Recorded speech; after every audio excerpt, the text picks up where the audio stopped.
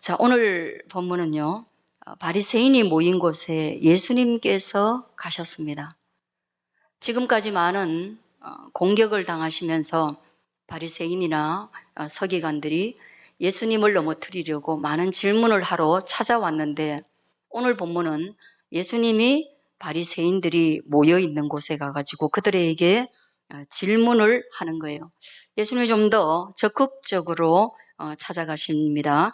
그리고 이 질문은 바리새인들에게 이 질문을 통해서 이 바리새인들의 왜곡된 신앙을 바르게 잡으려고 하는 그 의도를 가지고 다가가신 거죠. 예수님이 지금껏 보니까 성경 연구의 전문가라고 하는, 성경을 가르치는 선생이라고 하는 이분들이 굉장히 성경을 잘못 알고 있는 걸 너무 많이 본 거예요. 여러분 그렇잖아요. 전문가라는 사람들이 뭔가 잘못 왜곡된 지식에 빠져들기 시작하면, 또는 전문가라는 사람들이 그 전문성을 가지고 그 마음이나 그 삶이 변질되어져 버리면 일반인보다 훨씬 더 위험한 거예요. 그들은 지도자이기 때문에 한 사람만 왜곡되거나 한 사람만 넘어지는 것이 아니라 소경이 소경을 인도하는 그런 일이 발생해서 다 같이 위험에 처하게 하는 그런 결과에 이른단 말이에요. 예수님이 볼 때 바리새인은 그랬던 겁니다. 저 어린 시절 그리고 젊은 시절에요, 지식인들을 참 많이 존경했습니다. 그리고 그분들의 지성에 감동해서 정말 책들을 많이 읽기도 했습니다.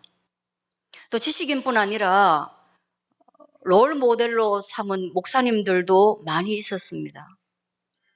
그 목사님들의 설교 테이프가 늘어지도록 열심히 들었고, 또 그 목사님들이 제가 살고 있는 가까운 근처에 온다고 하면 열일을 마다하고 그 목사님들의 그 설교, 육성의 설교를 듣고 싶어가지고 달려가고 그렇게 했던 날들이 많았어요.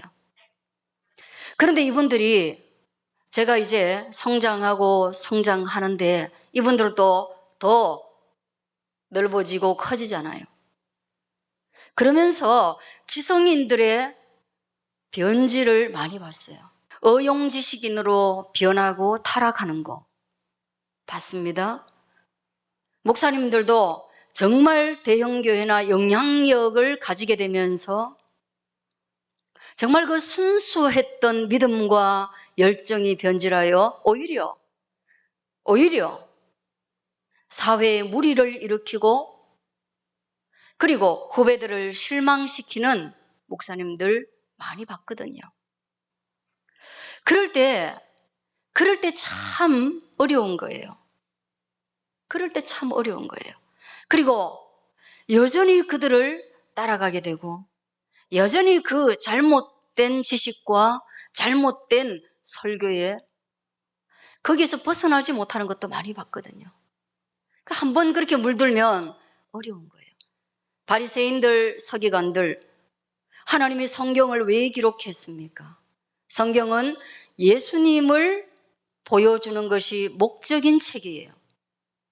그런데 이 바리새인과 서기관들은 성경을 읽고 배우고 해석하면서 그 안에서 예수님을 못 봤어요. 못 봤기 때문에 예수님이 예루살렘 땅에 육체를 입고 오셨는데도 그분을 못 알아보더라는 거예요. 이런 난감한 일이 어디 있겠어요?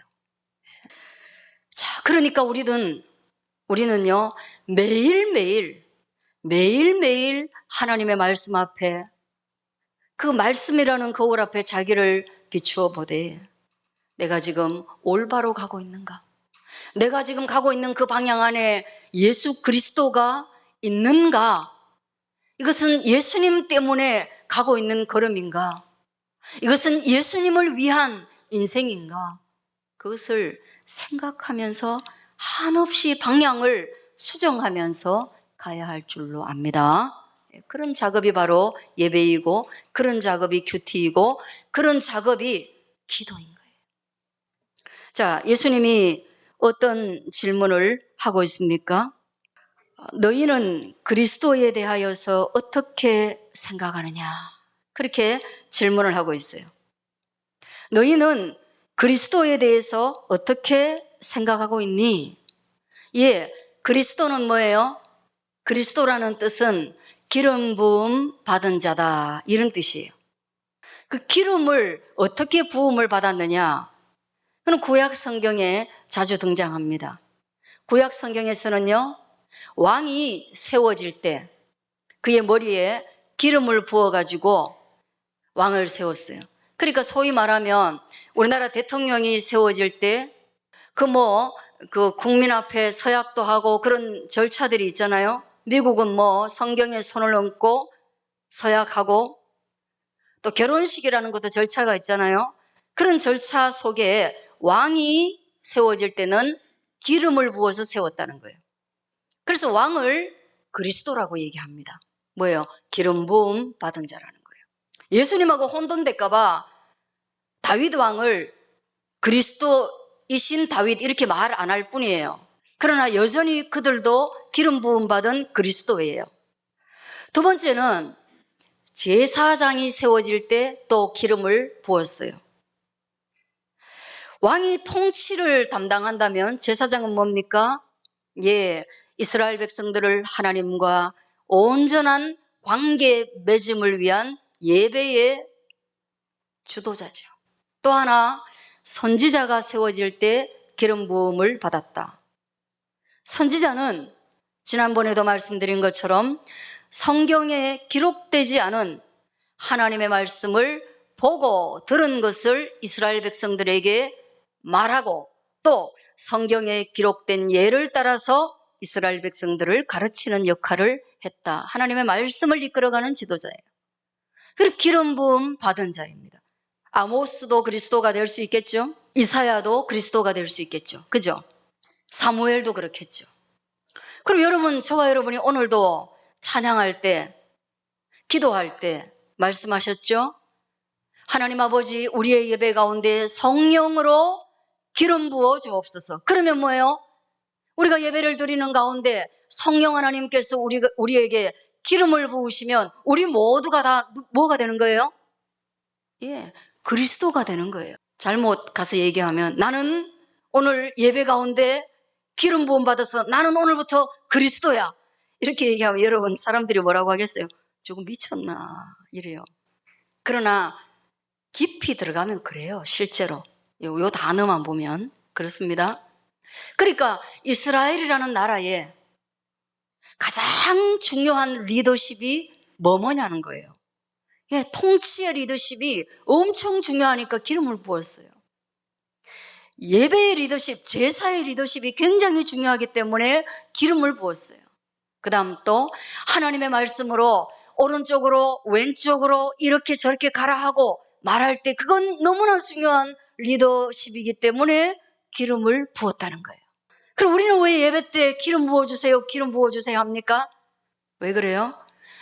믿음의 사람에게 가장 온전한 믿음의 리더십이 성령의 기름 부음을 통하여서 우리에게 주어진다라는 것을 믿기 때문입니다. 그래서 여러분들이 온전한 삶을 살고 온전한 아버지가 되고 온전한 선생이 되고 온전한 어른이 되고 온전한 목사가 되고 집사가 되기 위해서는 늘 기름 부음을 받아야 되는 거예요. 누구의 기름 부음? 성령의 기름 부음인 거예요. 그럼 맨날 기도할 때 기름 부어주세요, 기름 부어주세요 그러잖아요.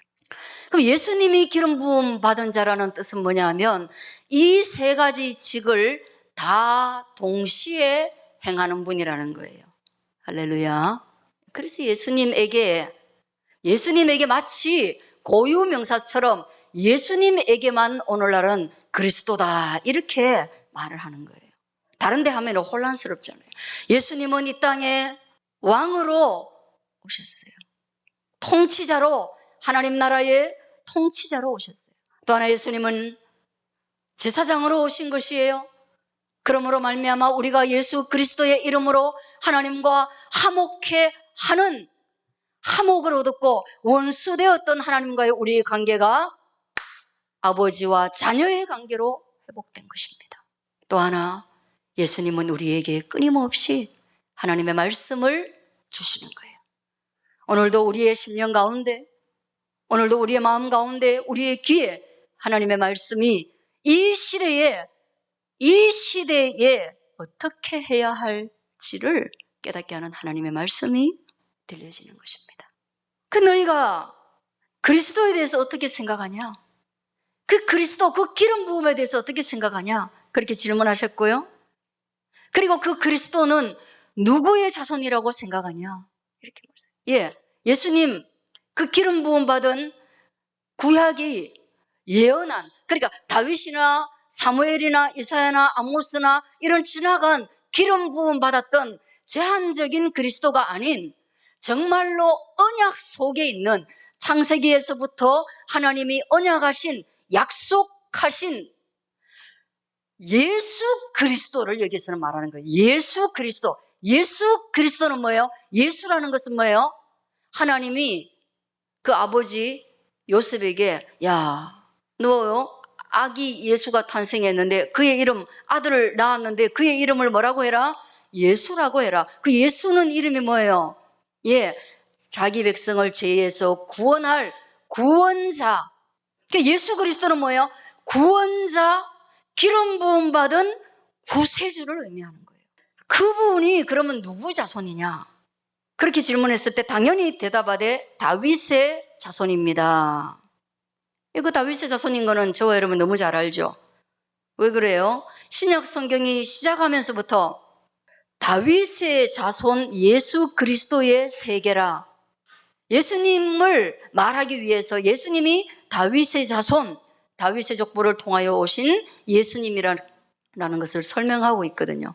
그리고 당연히 그들은 알죠. 왜? 다윗의 혈통에서 영원한 통치자인 예수님이 올 것을 언약했기 때문에, 구약 성경에서 하나님이 약속했기 때문에 그런 거예요. 그런데 문제는 이 다윗의 자손으로 온 것이 맞는데 예수님이 반문합니다. 43절을 한번 읽어보겠습니다. 시작. 이르시되 그러면 다윗이 성령에 감동되어 어찌 그리스도를 주라 칭하여 말하되 주께서 내 주께 이르시되 내가 네 원수를 네 발 아래 둘 때까지 내 우편에 앉아 있으라 하셨도다 하였느냐. 시편 110편을 인용했습니다.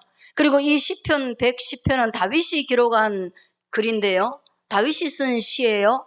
그런데 그 시를 어떻게 썼어요? 왜 썼어요? 오늘 성경에서 보니까 성령에 감동되어서 이 글을 썼습니다.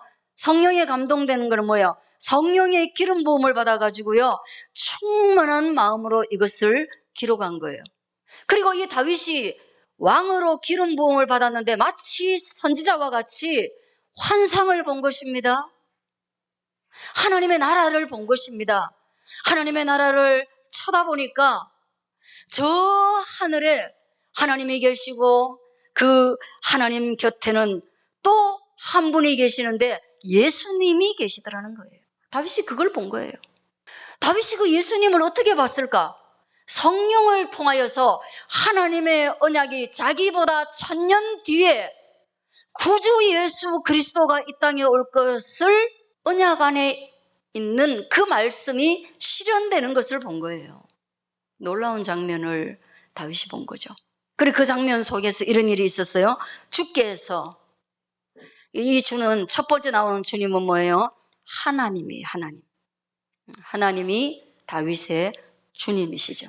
그 하나님이 내 주께 이르시되, 예수님을 내 주라고 말했어요. 보지도 못한 예수님을, 1000년 뒤에 오실 예수님을. 이해할 수 없는 거죠, 이게. 여러분, 그러니까 예수님은 마태복음 1장 1절의 족보로 따지면 다윗의 혈통에서 오셨지만 오늘 보니까 이미 1000년 전에 다윗이 예수님을 봤으니 그 예수님은 뭐예요? 인간의 혈통을 넘어서서 전적으로 하나님 자신이었다라는 것을 이미 다윗이 보았다는 거예요. 그래서 예수 그리스도는 하나님이시며 인간이시라는 거예요. 그래서 예수님이신 내 주님에게 하나님 아버지께서 말씀했어요. 내가 하나님이신 내가 예수 그리스도의 원수를, 예수님의 원수를, 뭐예요? 예수님의 원수는 누구입니까? 예수님을 대적하는, 예수님을 하나님의 아들로 인정하지 않는, 예수님을 그리스도로 인정하지 않는, 그리스도라는 예수 그리스도, 곧 예수님을 메시아로 인정하지 않는, 그리스도는 헬라어로 메시아예요. 메시아로 인정하지 않는 그들이 바로 예수님의 원수들인데요. 내가 예수님의 원수를 예수님의 발 아래에 둘 때까지, 예수님의 발 아래에서 완벽하게 심판하고 깨어질 때까지 어떻게 너는 내 우편에 앉아있으라 하셨도다. 기가 막힌 말이에요. 기가 막힌 말이에요. 여러분, 그래서 다윗이 그리스도를 주라고 칭하였으니, 45절 보세요. 다윗이 그리스도를 주님이라고 칭하였으니 어찌 그의 자손이 되겠느냐. 허를 찌르는 질문이에요. 바리새인과 서기관들은 예수님에게 질문하여서 그분에게 허를 찌르는 것을 통하여서 예수님을 올가매어서 예수님을 심판하고자 했지만 예수님은 거기에 다 답변하셨고, 예수님은 그저 성경 안에 있는 사실 하나를 들고 질문했을 뿐인데 그들이 답변하지 못했습니다. 여러분, 잘못된 지식과 그 지식의 확신에 빠져버리면 뭐예요? 사실을 가르쳐줘도 그 지성 앞에 인정하거나 무릎을 꿇을 수 없다라는 것이에요. 어설픈 지성이요, 어설픈 무당이 사람 잡는 것처럼 어설픈 지성이 자기 확신에 사로잡혀서 주께로 돌아오지 못하는 것이죠. 그래서 이 서기관, 이 바리새인 그룹은요, 한마디도 대답하는 자가 없이 그날부터 감히 그에게 질문할 수가 없었던 겁니다. 아, 우리는 예수님과 적수가 안 되는구나 하고 지금까지 계속해서 혼자 안 되면 둘이 모여가지고 회의해가지고 예수님께 어떤 질문을 할까를 논의하고 그룹으로 막 덤벼들었는데 이 질문 이후에는 더 이상 예수님께 질문하러 나오지 않았더라. 패배를 몰래 인정하고 돌아서 가버렸다는 거죠. 여러분, 이 너무 서글픈 성경이에요. 너무나 서글픈 성경이에요. 주님이 바리새인들에게 한없는 기회를 주시고 바리새인들도 미워해서 책망한 것이 아니라, 예의 독사의 자식들아 할 때 미워해서 책망한 것이 아니라 그렇게 강력한 메시지를 통해서 강력하게 그들에게 도전하는 것을 통하여서 그들이 돌아오기를 바랬지만 그들은 돌아오지 않았습니다. 그래서 우리는 오늘 44장이라는 본문을 다시 보게 되는 거예요. 내가 내 원수를 네 발 아래에 둘 때까지. 돌아오지 않는 자들은 예수님의 발 아래에서 심판을 면할 수 없게 됩니다. 왜 그런 거예요? 로마서 1장 3절과 4절에 보면요, 그의 아들에 관하여 말하면 육신으로는 다윗의 혈통에서 났지만 성결의 영으로는 뭐예요? 죽은 자들 가운데서 부활하사 능력으로 하나님의 아들로 선포되셨거든요. 그가 바로 주 예수 우리 주심이라 이렇게 설명하고 있어요. 그런 성결의 영으로 하나님의 아들이며 능력 있는 하나님의 아들로 심판주로 이 땅에 오셨다라는 것을 로마서가 선언하고 있습니다. 그리고 사도행전은 더 무서운 이야기를 우리에게 하고 있어요. 사도행전 2장 34절에 보면요, 다윗은 하늘에 올라가지 못하였으나, 다윗은 하늘에 못 올라갔어요. 죽고 난 뒤에 친히 말하여 이르되, 하늘에 올라가지 못하고 그가 살아있을 때 성령에 감동되어 말한 것이에요. 똑같은 이 말을 설교하고 있는 것입니다.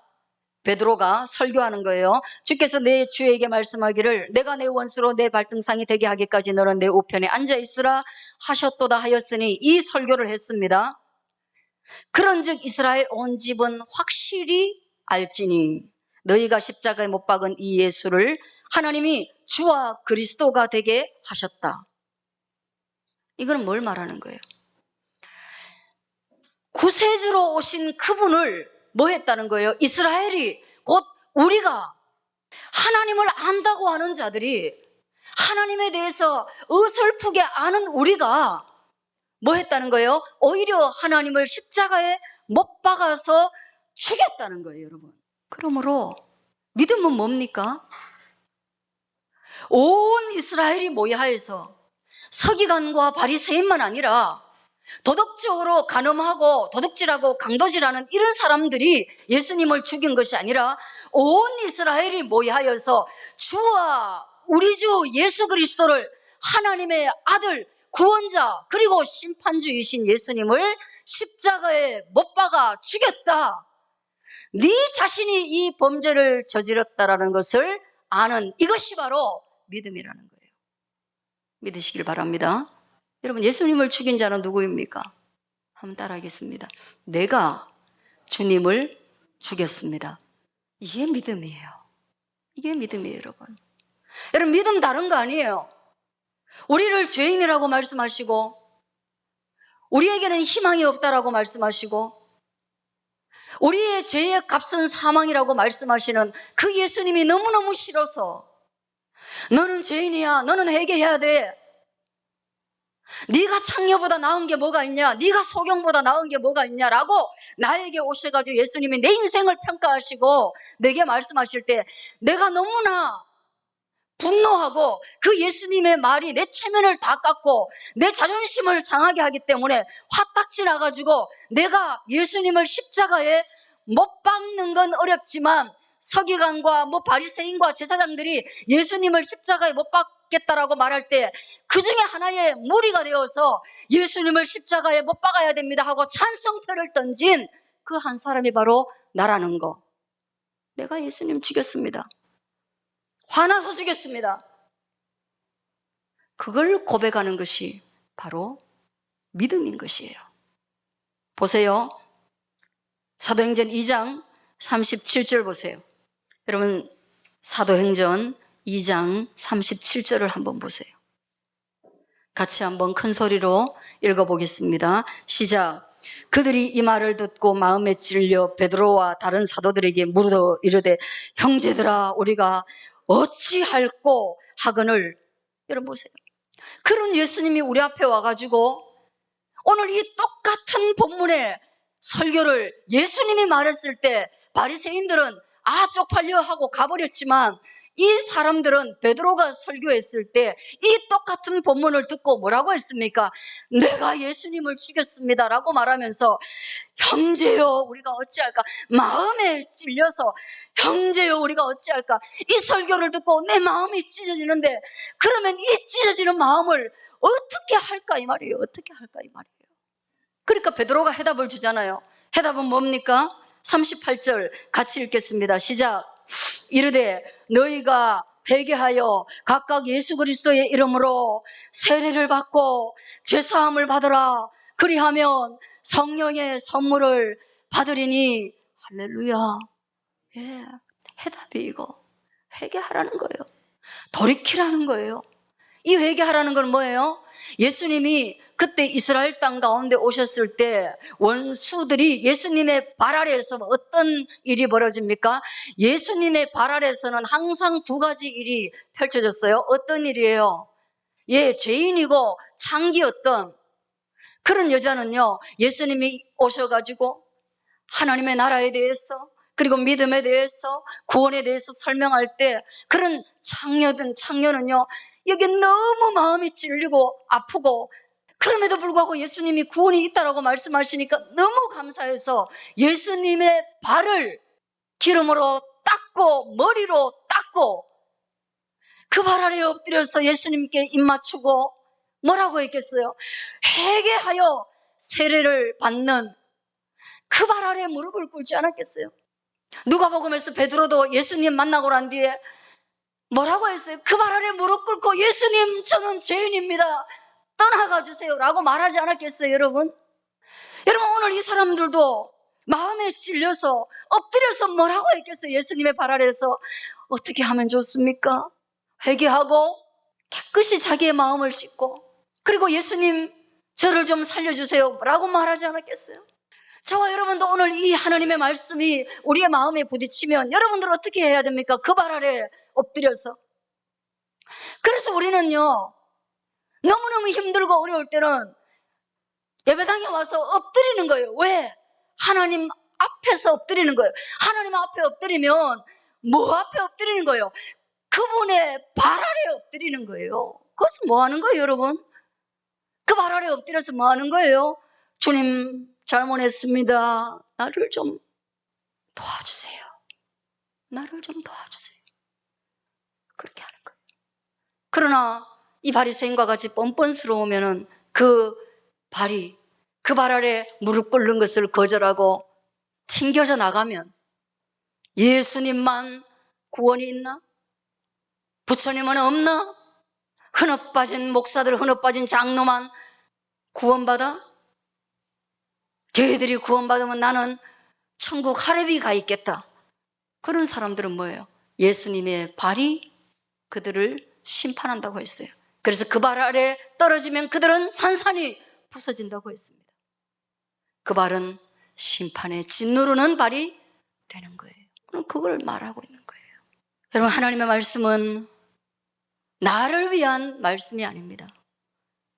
바리새인들도 처음에는 하나님의 말씀을 순수한 마음으로 연구했겠지만 그들이 그 말씀 때문에 기득권 세력이 되고 난 뒤에는 하나님의 그 말씀을 정치적으로 이용했고 자기를 세우는데 자기를 합리화시키고 자기의 기득권을 유지하기 위해서 그 말씀을 사용했습니다.